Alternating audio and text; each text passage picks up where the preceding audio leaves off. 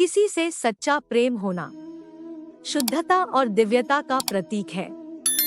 जो कुछ भी हुआ है उसमें तेरा कोई योगदान नहीं है, इसलिए तुम्हारी सारी परेशानियां व्यर्थ है। हर चीज की शुरुआत मुझसे होती है और खत्म भी मुझ पर आकर ही होती है। इंद्रियों से मिलने वाला सुख सच्चा नहीं होता है।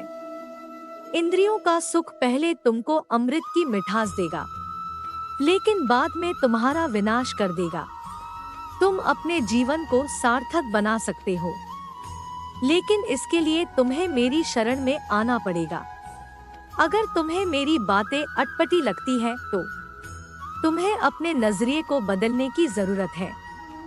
अभी तुम चीजों को उस तरह से नहीं देखते हो जिस तरह मैं देखता हूँ।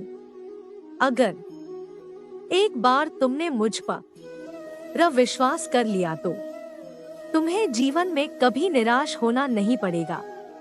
एक बार जो मुझ पर विश्वास करता है उसको मैं कभी छोड़ता नहीं हूँ। जो मेरे भक्तों के साथ धोखा करता है उसके लिए मैं सबसे बड़ा शत्रु हूँ। अगर किसी ने मेरे भक्त को एक बार भी धोखा दिया तो जन्मों जन्मों तक मैं उसका उद्धार नहीं करता हूँ। इस देवत्व का सर्वोच्च मैं हूँ। सब कुछ मुझ पर निर्भर है। अगर तुमने मेरे बारे में जान लिया तो तुम्हारा कल्याण निश्चित है। मैं हर दिल को एक मंदिर की तरह देखता हूँ। जो दिल जितना सुंदर होता है वहाँ मैं उतना ही अधिक ठहरता हूँ। भगवान श्री कृष्ण के चरण कमल इतने पवित्र हैं कि जो कोई उनकी शरण लेता है तुरंत शुद्ध हो जाता है। इस दुनिया में तुम प्रेम सभी से करो, लेकिन पूर्ण रूप से विश्वास किसी पर मत करो। अगर तुमको भरोसा करना है तो केवल कृष्ण पर करो। मन बड़ा चंचल है,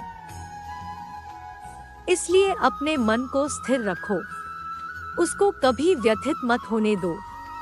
आपने जो कुछ भी किया वह आपके साथ एक दाग की तरह चलेगा, इसलिए अपने कर्म में शुद्धि लाओ।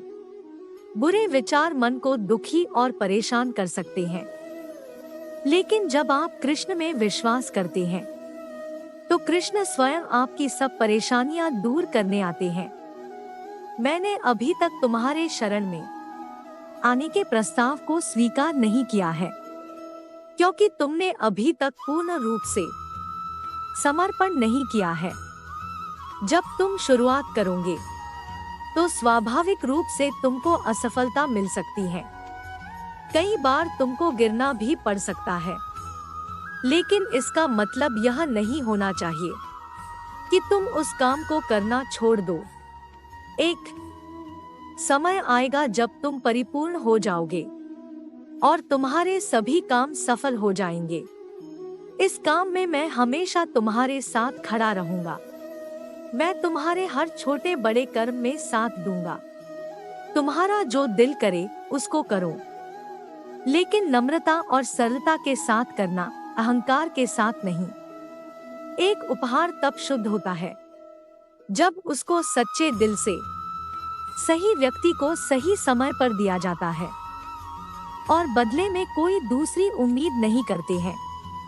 कड़े संघर्ष के बाद प्राप्त होने वाला सुख जिसने आपके दुखों का अंत किया है, ऐसे संघर्ष का पहला कदम आपको कड़वे जहर के समान लगता है और अंत में आपको अमृत की प्राप्ति होती है। इस तरह का सुख केवल मन की शांति से प्राप्त हो सकता है। इस धरती पर आने के बाद आपका मुख्य उद्देश्य यहाँ से मुक्त होना है। केवल वही मनुष्य मुक्त हो सकता है जो अपने कर्मों में दृढ़ संकल्प के साथ स्थिर है और सुख दुख को समान रूप से सहन करता है। जो मनुष्य अपनी आत्मा की बात सुन सकता है वह मुझसे बात कर सकता है और देख भी सकता है। अपने सभी कर्मों को कृष्ण पर केंद्रित होकर करो। आसक्ति को त्याग दो। सफलता और असफलता को एक समान दृष्टि के साथ देखो, क्योंकि आध्यात्मिकता का अर्थ ही होता है संभाव। वह मनुष्य जिसने घृणा को त्याग दिया, जो सभी प्राणियों के साथ समान व्यवहार करता है, जो सुख दुख और दर्द पीड़ा से अप्रभावित है, जिसके अंदर करुणा भरी हुई है और मन शांत है, उसने सही मायने में मुझे प्राप्त कर लिया है।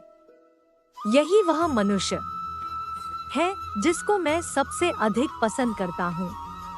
इस विशाल संसार में तुमको केवल कर्म करने की छूट है।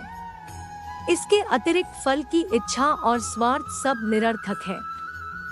ये सोचकर कभी किसी काम की शुरुआत मत करो कि इसका तुमको कोई फल मिलेगा। बिना किसी लालसा के